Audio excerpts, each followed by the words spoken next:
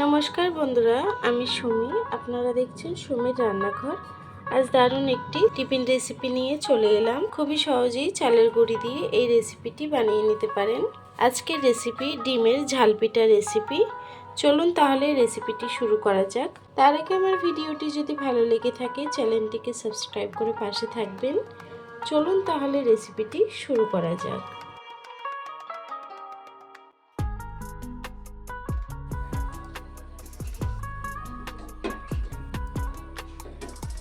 ডিমটিকে আমি প্রথমে সিদ্ধ করে নেব।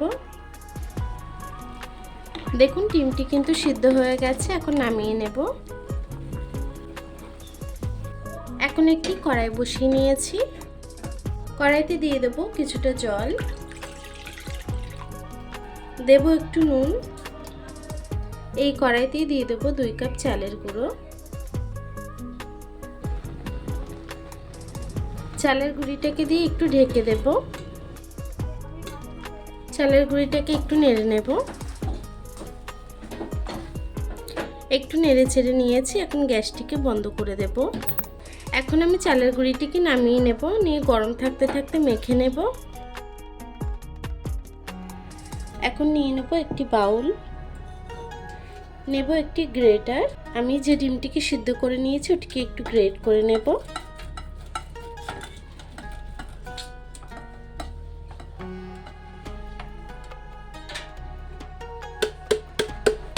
দেখুন ডিমটিকে কিন্তু সুন্দর করে গ্রেট করে নিয়েছি। এখন দিয়ে দেব বাকি উপকরণটি।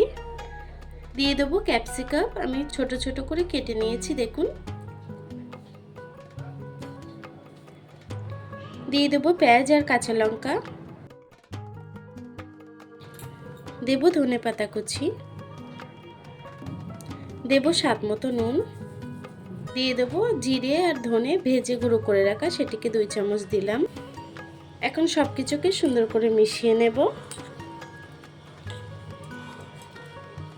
সবকিছুকে সুন্দর করে মেশানো হয়ে গেছে, এটিকে সাইড করে রাখবো।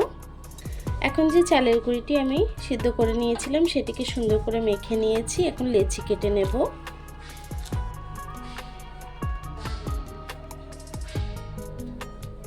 লেচিটিকে আমি এখন একটু বেলে নেব। একটু চালের গুঁড়ি দিয়ে আমি বেলে নেব।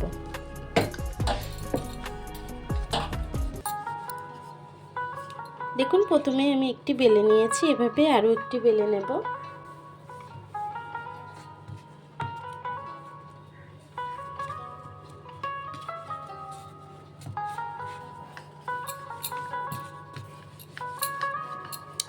আমি কিন্তু আরও একটি বেলে নিয়েছি। প্রথমেই যে ডিমের পুরটি বানিয়েছি সেটিকে ওপর থেকে সুন্দর করে দিয়ে দেব। আরও একটি যে রুটি বানিয়েছি সেটি উপর থেকে দিয়ে দেব। এভাবে সাইড দিয়ে আমি সিল করে নেব, একটু দিয়ে আমি চাকু দিয়ে সাইড দিয়ে কেটে নেব।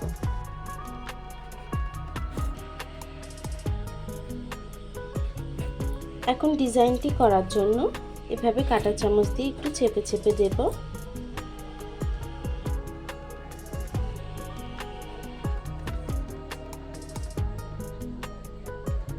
দেখুন ডিজাইনটি কিন্তু আমার হয়ে গেছে।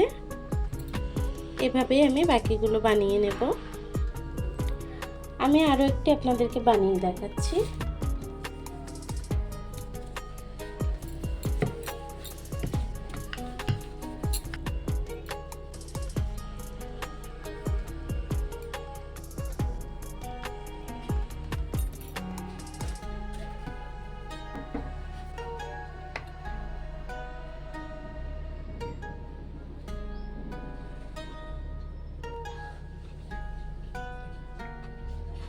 দেখুন আরও একটি কিন্তু হয়ে গেছে। চলুন তাহলে রান্নার দিকে চলে যাই। একটি ফ্রাই প্যান বসিয়ে নিয়েছি। ফ্রাই প্যানটি গরম হয়ে গেছে, আমি তেল দিয়ে দেব।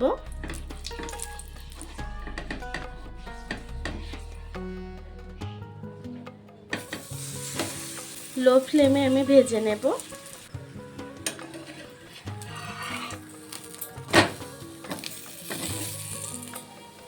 দেখুন বন্ধুরা এটি কিন্তু ভাজা হয়ে গেছে, নামিয়ে নেব। আমি আবারও একটু তেল দিয়ে দেব।